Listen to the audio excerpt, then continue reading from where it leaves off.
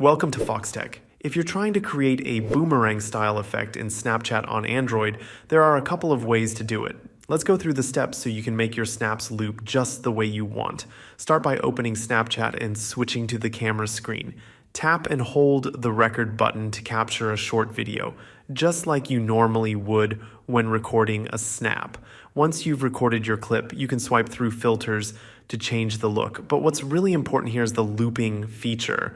In the lower right corner, you'll see a loop icon. Tapping this lets you switch between different loop modes, so you can make your video replay continuously, just like a boomerang.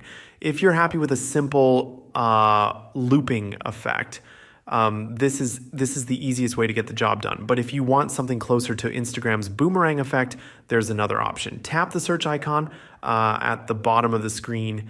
This is the button located in the middle of the bottom tab bar. From here, search for Boomerang in the Snap Lenses section. You'll find a variety of filters that mimic the boomerang effect, letting your video play back and forth in a loop.